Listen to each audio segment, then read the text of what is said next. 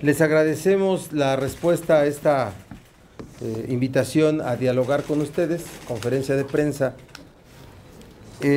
Bueno, pues nosotros,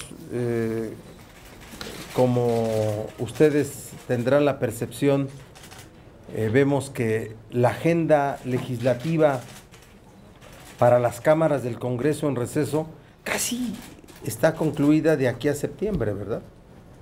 Sí. No habrá un tema legislativo que resalte y que pueda ser materia de las cámaras, que solamente podría ser en otro extraordinario. Y entonces, dado esas condiciones, pues queremos hablar de política de nuestro partido y de los temas que van corriendo. Primer tema, el tema del proceso integratorio de los magistrados de la Sala Superior del TRIFE. Segundo tema, el tema de las estrategias que los partidos políticos están desarrollando rumbo al 2018, de su política de alianzas. Y tercer tema, del conflicto magisterial, que creo que es vigente en la coyuntura y en el escenario nacional. Hay un asunto muy complicado para el país, para la gobernabilidad del país, para la convivencia social, y hay que tener posiciones políticas claras al respecto. Respecto al primer tema, el grupo parlamentario del PRD le va a dar seguimiento puntual al proceso que inició la Suprema Corte de Justicia para integrar 21 ternas de aspirantes a magistrados electorales de la Sala Superior del Tribunal Electoral. Le va a dar seguimiento para que sea público, no porque los datos, las formas, los procedimientos que están en el acuerdo convocatoria de la Sala Superior provoquen un asunto de ocultamiento, no, pero requieren la participación de la sociedad. Y convocamos a las organizaciones de la sociedad civil a involucrarse desde ahora, porque la verdadera designación de los 7 integrantes se hace en la integración de las ternas. Cuando llegan al Senado, ya llegan favoritos. Ustedes revisen la convocatoria y hoy está abierto el proceso de inscripción de aspirantes. Ese proceso se cierra el próximo miércoles. Parece que sí, el próximo miércoles. Y cuando se cierre el próximo miércoles, habrá cientos de aspirantes registrados que van a cubrir los requisitos de la convocatoria, ¿sí? Entre los cuales está presentar un trabajo, acreditar que tienen conocimientos en la materia, tener todos esos requisitos. Y de ahí habrá un procesamiento bajo votación de los ministros, mediante presentación de tarjetas, por cierto, en sobre amarillo, que dice, para sacar 42, ¿verdad? 42 de los 500 que pueda haber, después de una revisión documental y de los documentos que presenten, entre ellos estudios en la materia, los antecedentes, la carrera que se tenga sobre el asunto, quedarán solo 42. Después de esos 42 tendrán comparecencias públicas ante el Pleno de la Suprema Corte de Justicia, y un ministro determinado les hará preguntas. De esos 42 que comparecen, solamente quedan 21. Y después la Suprema Corte de Justicia forma 7 ternas. Y las llega a formar de manera muy acomodada para ya traer favoritos. Es decir, pueden poner donde ya venga una mujer como favorito, donde venga determinar una terna débil para traer un favorito. Una para distraer. El Senado, ¿qué hace? Una para distraer. El Senado, ¿qué hace? Evalúa las ternas y de entre las ternas designa lugares. Dentro de 3. Entonces yo convoco a las organizaciones de la sociedad civil que se han visto interesadas en vigilar estos procedimientos, que lo hagan desde este momento.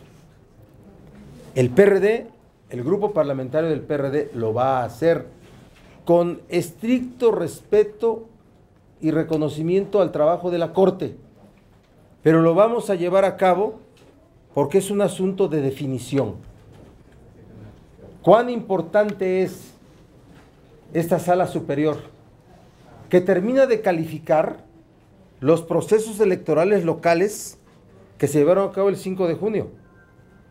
Porque en su mayoría los procesos electorales locales concluyen cuando se toma protesta de parte de quien fue electo, ¿sí?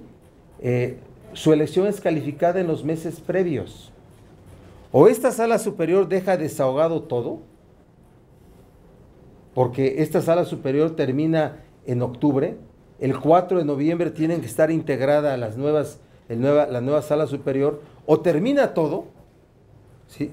O va a dejar un cúmulo de trabajo para 7 nuevos magistrados que, si bien son gente de la materia, expertos, no tienen la articulación ni la coordinación entre los distintos equipos de ellos para poder sacar ese trabajo. Es complicado, es una preocupación que prevalece en el seno de la sala superior, me consta. Pero también es la sala superior que va a revisar el proceso electoral del 2018, 2017 y 2018. Y algunos hasta el 2024. Y bueno, se eligen por 3, por 6 y por 9 años, que por cierto es una debilidad. Debieran estar todos electos en términos más cercanos, no los de 3, no los de 6, no los de 9. Debería ser de manera diferente, ¿sí? De manera diferente a como está. Resalto un dicho escrito por Germán Martínez Cázares, ayer en un artículo publicado ahí, cuando confiesa que en el 2006 Felipe Calderón quería que hubiera voto por voto, pero que su equipo lo convenció de que no fuera así. ¿Qué está confesando con ello? El control de los órganos electorales, el control que hubo de la sala superior en el 2006 para calificar la elección, entre cuyos finalistas eran López Obrador y Felipe Calderón. Es lo que está confesando, ayer lo escribe. Entonces, vean ustedes cuál ha sido la realidad que en México ha prevalecido sobre la falta de autonomía de los órganos electorales y por qué es tan importante que esta sala superior nueva que va a calificar los procesos electorales, los de 2016, en los que no queden resueltos en la actual sala superior, los de 2017, 2018, la elección presidencial y todo lo que significa la legitimidad de las autoridades electas a través del voto popular. Entonces, por eso le vamos a dar seguimiento puntual a los trabajos de la Corte para hacerlos públicos, para ir a estar vamos a tener equipos destacados en la Corte para darle seguimiento a este asunto. Convocamos a la sociedad, puede ser que abramos un blog, una página, una serie de acciones que tengan que ver con este asunto, ¿sí? Para darles, porque repito, la verdadera definición de quienes vayan a ser los 7 se hace cuando se integran las ternas. Cuando se integran las ternas, cuando vienen ya los preferidos. No, ayer ya sale en un periódico, ahí, Andrea, sale ahí, que ya hay 4 favoritos, ¿no? 4 favoritos que son los integrantes del Consejo de la Judicatura, 4 que quieren participar, legítimo derecho a aspirar, y que ya tienen el apoyo del PAN y del PRI. Yo no lo veo así, ¿eh? Sí veo a los profesionales en los propósitos permanentes de ser los hombres del poder en los órganos jurisdiccionales. Sí los veo, sí existen ese tipo de políticos con una formación deformada, ¿sí? Que intentan siempre ser los poderosos en los órganos jurisdiccionales, sí los existen. Pero en fin, es lo que vamos a hacer y se los quería yo anunciar. Primer tema. Abordo todos los temas y al final preguntas y respuestas si las hubiera. ¿Les parece? Sí, gracias. Segundo, estrategia. ¿Qué identificamos? Dice una declaración que recoge un diario. ¿Aquel? Ahí. Dice una declaración, Margarita Zavala dice, soy un peligro para AMLO. Y después el presidente del Senado dice, el PAN es un peligro para AMLO, cualquiera que postule el PAN es un peligro para AMLO. ¿Por quién habla? Por Moreno Valle. ¿Sí? El presidente del Senado habla por Moreno Valle. ¿Sí me explicó? Sí, claro que sí. Y entonces, cuando eso hace el PAN, fíjense cómo repite la estrategia del PRI. El PRI antes del 5 de junio, el propio presidente Peña y otros, eligieron a su contrincante, antes del 5 de junio. El PRI eligió a su contrincante. ¿Quién? AMLO. Y para referirse a él, cuando no dan su nombre, dicen el populismo que amenaza. El populismo amenazante. Pero ellos eligieron a un contrincante porque así lo tenían asumido en la coyuntura previa al 5 de junio. Hoy, el PAN elige a su contrincante. El PAN ha elegido a su contrincante. Y ese contrincante ya no es el PRI, es AMLO. ¿Cuál es la estrategia del PAN? Sin duda, disminuir en la percepción la fuerza del PRI.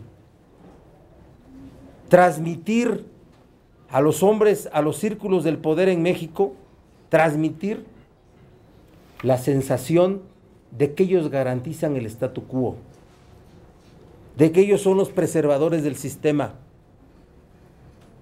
de que con ellos se van a quedar las cosas como están y el mismo régimen de privilegios. Eso es lo que intenta el PAN. El PRI tal parece que ya le dio al PAN las llaves de los pinos, porque le siguen dando cosas. Primero, el gobierno de Peña nunca habló de la verdad en las corruptelas del gobierno de Calderón. Y ahora Calderón es el gran expresidente de México y su esposa aspirante a la presidencia de la República. Los dejaron. El precio, las mayorías que se necesitaban en el Pacto por México en las cámaras. Ese fue el precio. Ahora el PAN ya se le subió. Ya dice, mi contrincante no es el PRI, es Andrés Manuel López Obrador. Y dice Margarita Zavala, se confiesa, soy un peligro para AMLO. Fíjense nada más. Y también quien se reconoce peligro, oiga, pues es el que está abajo, ¿no? Le reconocen a AMLO supremacía y Margarita dice, soy un peligro. Tú eres un peligro para alguien cuando él es más grande que tú, ¿verdad? Es como si te amenazara un niño de 5 años. Pues no es amenaza, ¿verdad? Que te amenace el gallo y que lo amenace a Alberto Morales. Rubén. ¿Sí? Eso sí es de temerse. Es de temerse. Entonces, ¿y por qué digo esto? A ver, porque, bueno, háblanos de tu partido. ¿Por qué digo esto? Porque miren, para el PRD aliarse con el PAN equivale tanto a aliarse como con el PRI. Unos quieren volverse, que el PRD se vuelva el partido verde del PAN. Eso es lo que quieren unos en el PRD. ¿Sí? ¿Qué significa aliarse con el PAN para que regrese al poder? Para que vuelva otra vez gobiernos como los de Felipe Calderón y los de Vicente Fox. Para eso, gobiernos progresistas serían gobiernos honrados. ¿Qué fueron? Es una alianza de la misma naturaleza política a como si el PRD planteara que se aliara con el PRI. Por eso vamos con nuestro propio candidato en el 2017 y 2018. Que no se comience a pensar que cuando se acomodan las cosas personales, las instituciones deben de acomodar su destino. Nadie tiene derecho a plantear que el acomodo beneficioso a una persona debe ser resultado del acomodo institucional. Si el PRD va aliado con el PAN en el 2017 y 2018, ya no será un partido de oposición, ya nunca podrá buscar aspirar al poder público, ya nunca, mejor que se disuelva.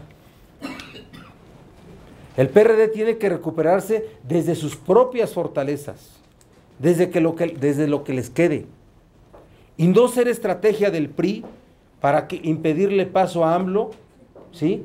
Ni ser estrategia del PAN para sacar al PRI y que el PAN llegue a Los Pinos.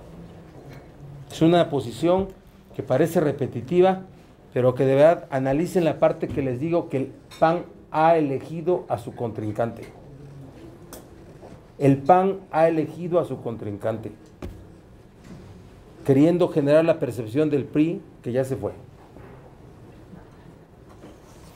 Y por último, el conflicto magisterial.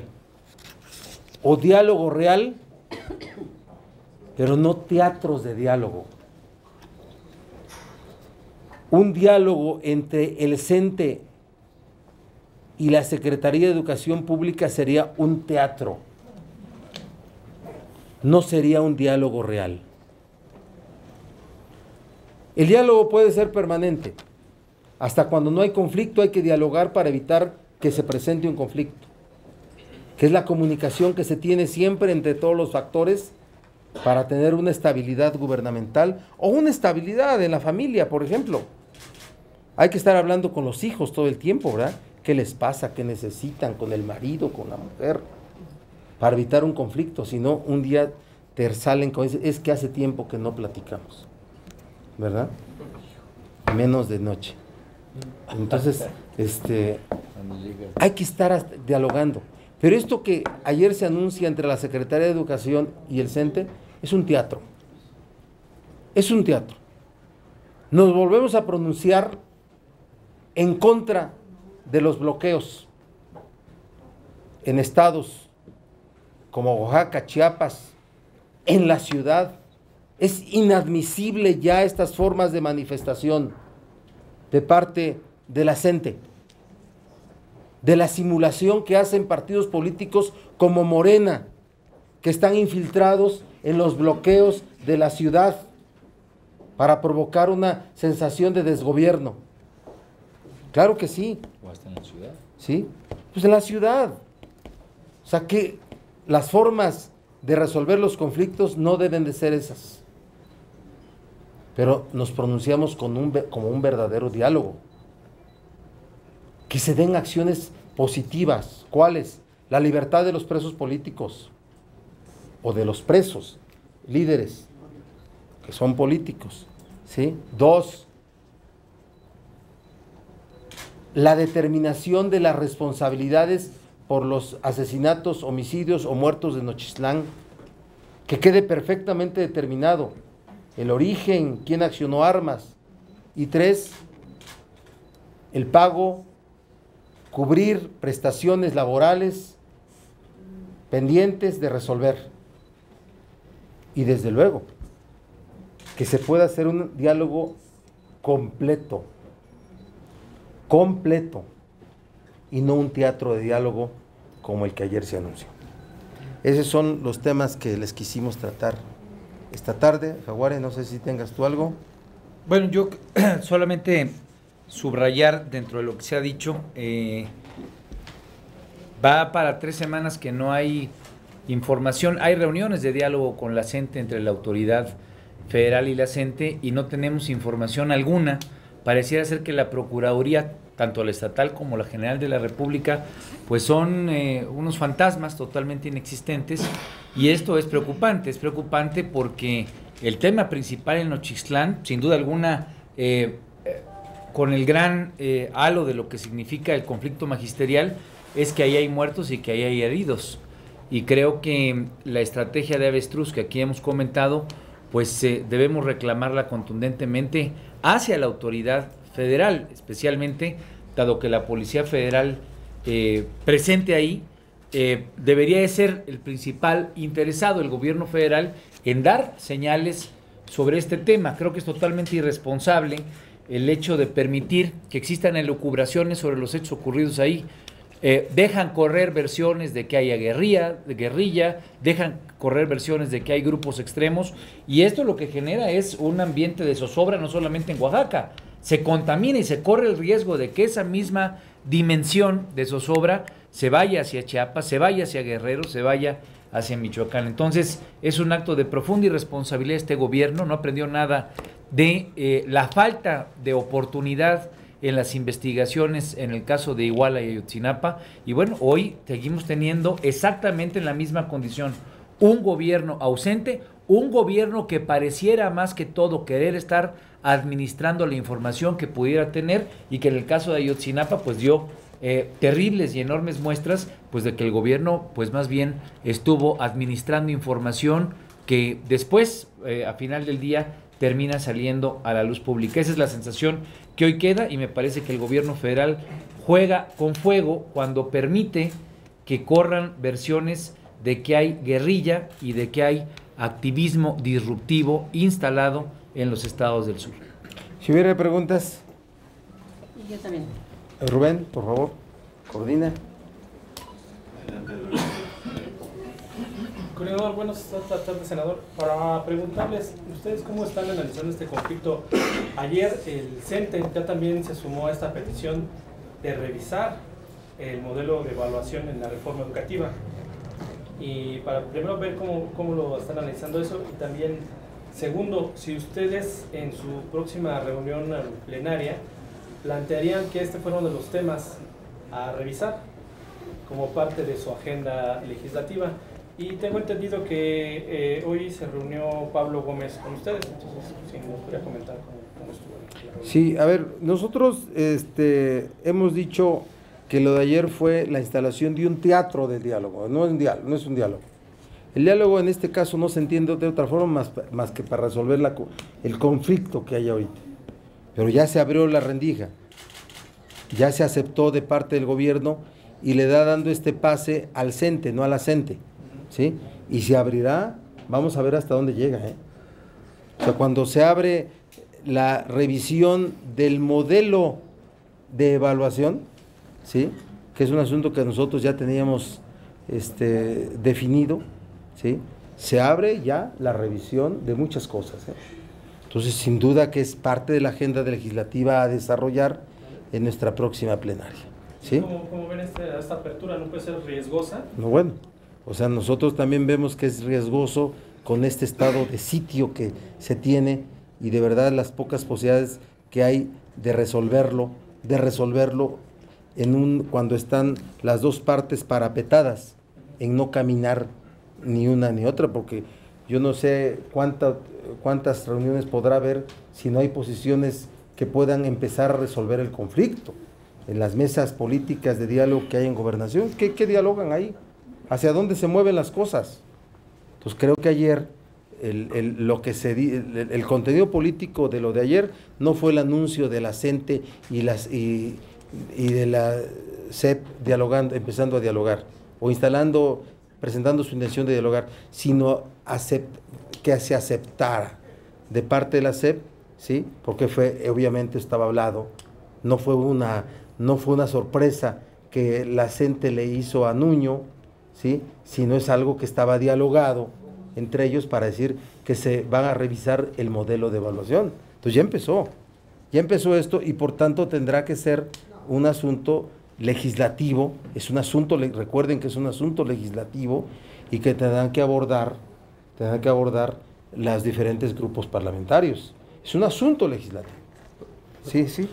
Bueno, solamente traer a colación, cuando este tema se discutió allá en Banamex, porque estaba sitiado el Senado, el grupo parlamentario del PRD votó en contra de la ley del servicio profesional docente y presentó una gran batería de reservas que en aquel momento hoy siguen siendo vigentes. El tema es ¿Cómo garantizas que sea una evaluación no de carácter punitivo, como ha venido planteándose en estos 3 años por parte, no solamente de la CENTE, hay que decirlo, dentro del CENTE hay muchos actores que han venido planteando esto en los estados? Es precisamente un juego más bien de parte del gobierno de cómo evita que se le desgrane el CENTE y la CENTE se quede con un liderazgo que al gobierno pues no le ayuda por pues la forma en la que tiene esta relación simbiótica con el Sindicato Nacional de Trabajadores de la Educación. Pero si se habla de que el próximo periodo ordinario, porque ya hay funcionarios federales que han anunciado que este tema se podría poner a revisión, pues el PRD ha tenido desde hace 3 años todo un planteamiento muy claro respecto a cómo garantizar una evaluación involucrando a los maestros, permitiendo que la evolución vaya en pro de la calidad educativa y obviamente quitándole el corte punitivo, pues el que hoy tiene los resortes desafortunados que tenemos en Oaxaca, en Chiapas y en otros lugares. Recordemos que en Nuevo León, después de muchas décadas que no ha habido movilización, me decía una senadora de ese estado que hoy tienen 2.500 escuelas emplazadas a cierre. Entonces, no solamente es los estados del sur, el tema magisterial y el equilibrio es un equilibrio delicado que hay que conducir con inteligencia y con responsabilidad y de la mano de los padres de familia en busca de la calidad educativa de los niños y las niñas y sin ausentarse los maestros o sin querer, digamos, apaciguarlos con las armas. A ver, y respecto del tema de la visita de Pablo Gómez, bueno, vino a llevar a cabo con nosotros una reunión política y donde hemos establecido algunas acciones que vamos a realizar con rumbo a la definición que hará el partido. Va a haber algunas acciones públicas y vamos de respaldo, y vamos a tener entrevistas con los bloques partidarios para que podamos convencerlos que tenemos al mejor candidato y tenemos la razón en la coyuntura, ¿sí? Así es que eso fue la visita de Pablo Gómez. ¿Ustedes consideran que el veto de los chuchos a Pablo es por el tema de las alianzas? No, el veto de los chuchos a Pablo y a cualquier otro es para poder tener el control del partido. Ellos lo que necesitan es recuperar el control del partido, ¿sí? Entonces, cuando estamos hablando de la definición de quién es presidente nacional o presidenta nacional, estamos hablando del destino del partido, es lo que no se ha entendido. Hablando de lo que va a ser el partido ya, en definitiva. Porque repito, si nos lleva ni parte de la estrategia del PAN ni del PRI, ¿sí? Ni parte de ellos, sino un destino propio.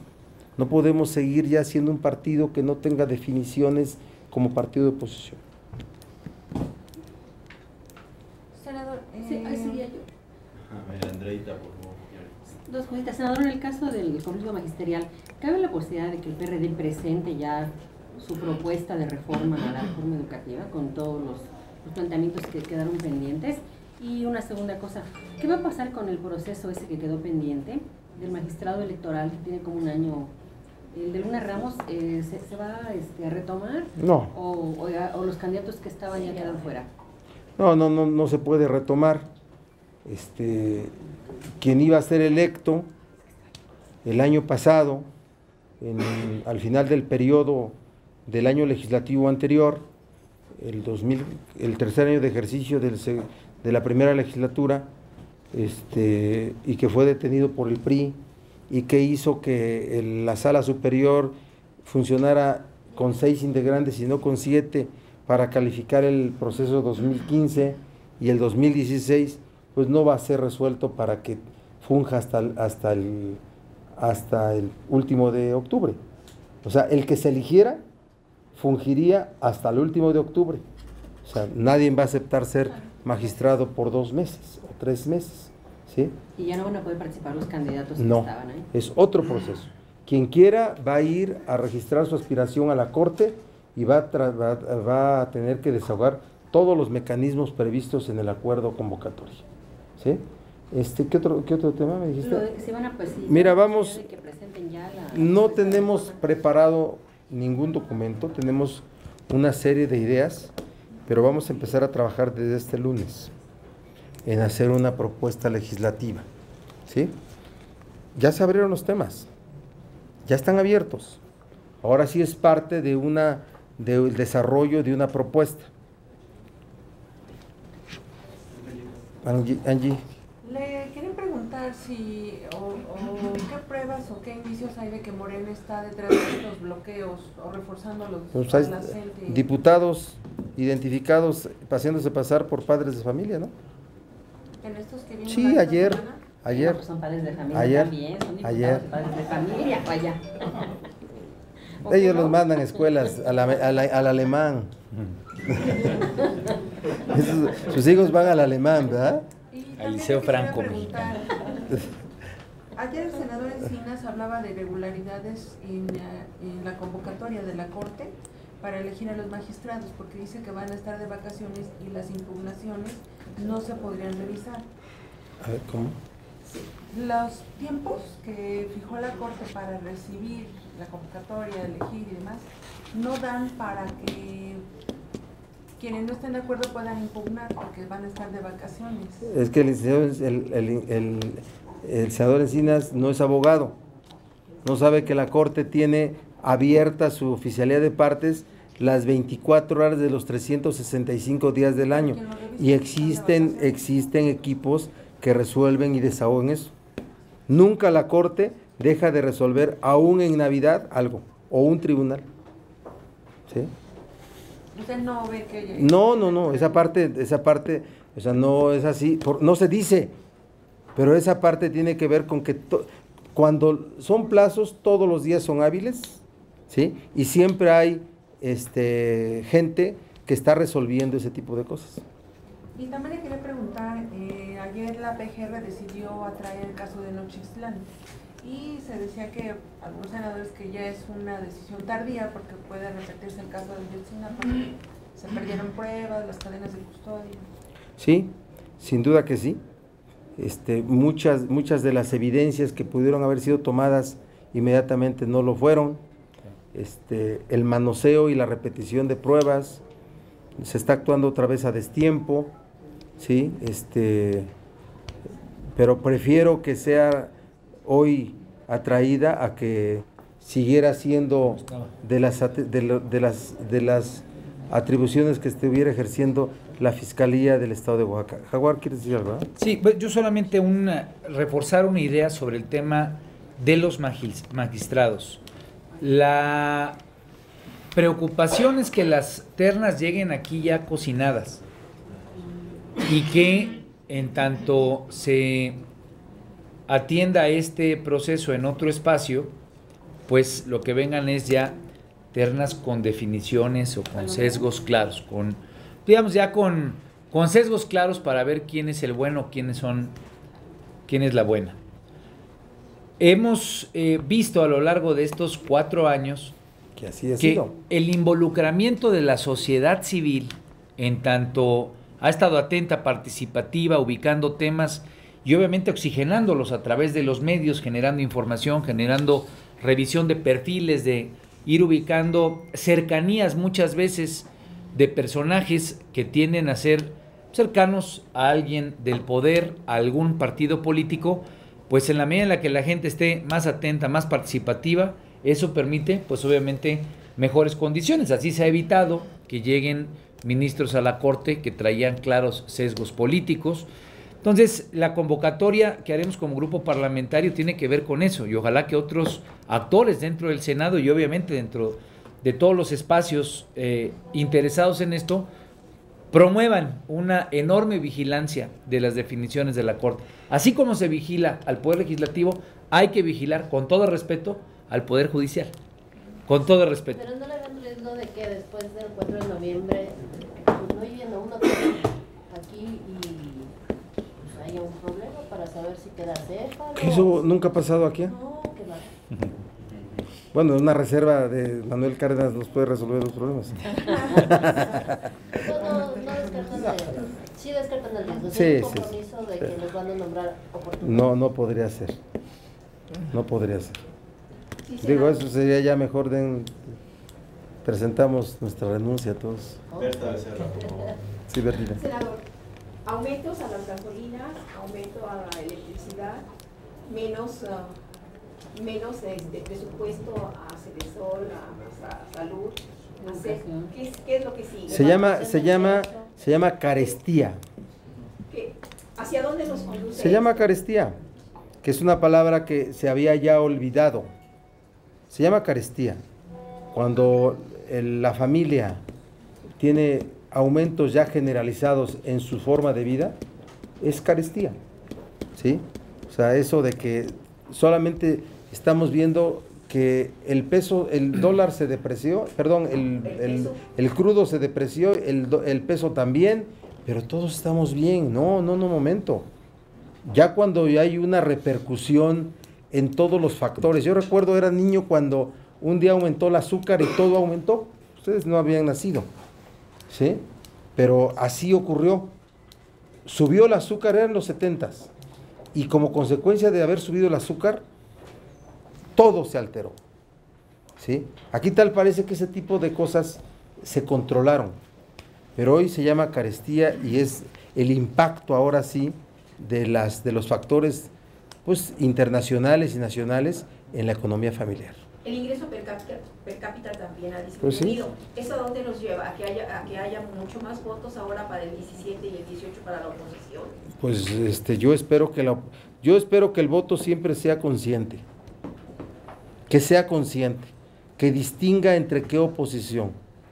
Por eso necesita el PRD presentar una candidatura seria, propia, ¿sí? No que vayamos con Margarita Zavala como un factor de unidad rumbo al 2018. ¿Sí? Por favor. Senador, y en el programa de que ustedes van a elaborar sobre la reforma educativa, ¿se contemplan precisamente todas las opiniones de la gente? No sé hasta dónde vamos a llegar, Berta, sería un atrevimiento decírtelo, pero vamos a iniciar un equipo de trabajo a partir de lunes. Pero sí van a concretar una reforma. Claro. Bueno, a ver, los elementos de que el gobierno y sus bancadas van a admitir son los que van a comenzar a diseñarse desde ese diálogo teatro que van a desarrollar. El de la CEPCENTE. Vamos a ver, nosotros vamos a tener nuestra propia propuesta. ¿Sí? Ténganlo por seguro. Alejandro, por favor. Senador, el PRD en unos días va a elegir a su nuevo presidente o presidenta. Por supuesto define lo que será el futuro del partido, pero también van a estar dando un mensaje muy claro a la sociedad. Hace unos días analizamos ahí varios compañeros un poco el caso de la candidata de los Chuchos. Pareciera que mandaría el mensaje de que el futuro del PRD sería algo así como establecer la escuela de Aguilar Talamantes para siempre, ¿no? El partido satélite, ¿no? En el caso de Alejandra Barrales vemos con preocupación que fue su compañera senadora, pero ella nunca quedó claro, más bien en la Asamblea Legislativa le echaron tierra y taparon el asunto de un fraude que hubo con becas estudiantiles en la legislatura antepasada, que ella encabezó, y Manuel Granados, bueno, el gobierno se encargó de ahí de echarle tierra, tapar el asunto. Lo que vemos es que sería un poco si ella llega como premiar la corrupción en el PRD o la no rendición de cuentas. En el caso de Pablo Gómez, quizá veíamos el escenario menos negativo que sería, bueno, a lo mejor es de las con mayores años en el partido. Longevos ibas a decir, ¿verdad? Bueno, espero que lo sea. No, pues sí, que lo es. Pero Niñas. quizás sería que el partido regresara a las bases, ¿no? Como un back to the basic y relanzar el partido. ¿Ustedes cómo lo están viendo? Yo lo he dicho ya en varias ocasiones. Pablo Gómez es un inconfundible rostro de izquierda. Es un político que conoce al partido, no como el que se fue, que sin conocer al partido pues vino y se fue y hasta nos dejó un testamento, ¿sí? Porque hay que conocer al partido para vivirlo, para poder estar en él hay que conocer al partido, ¿sí? Para sufrirlo, claro que sí. Y disfrutarlo también. Y disfrutarlo también, ¿sí? Bueno, si capaz de entablar un diálogo y un debate político con el gobierno federal, con los factores políticos de la sociedad, con López Obrador, por ejemplo, ¿sí? Y por eso vemos que Pablo Gómez sería la mejor propuesta. Yo a las dos otras compañeras no les quito ningún derecho, es legítimo su derecho a aspirar, pero debiera ser otra forma la que sirviera para definir y no el bloque de corrientes. Las cúpulas partidarias, que son las cúpulas de las corrientes, viven ajenas a la realidad que les rodea.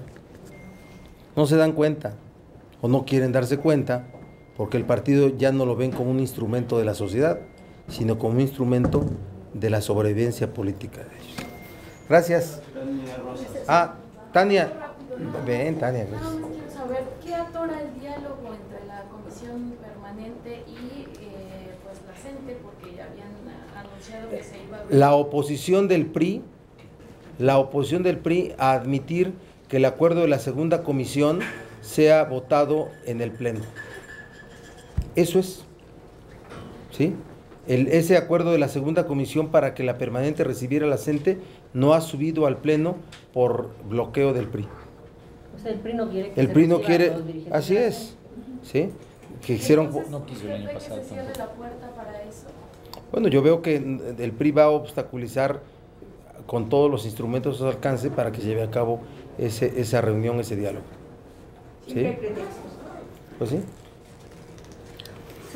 ¿No hay riesgo de que ese candidato que el PRI quiere imponer para sustituir al magistrado Luna Ramos vuelva a aparecer en las listas? Puede ser, si es que en la Corte acredita todos los requisitos, ¿sí? No era malo, ¿eh? Y se vale la verdad, No era malo.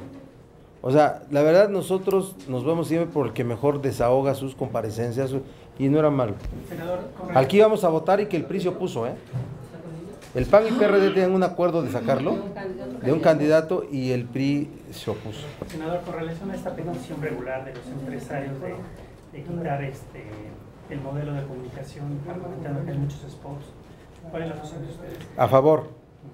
Revisar el modelo de comunicación política es importante en México. ¿Hasta dónde revisarlo? No.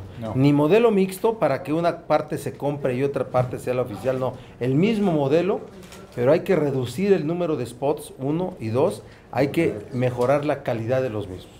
Propósitos diferentes, no le está sirviendo a nadie.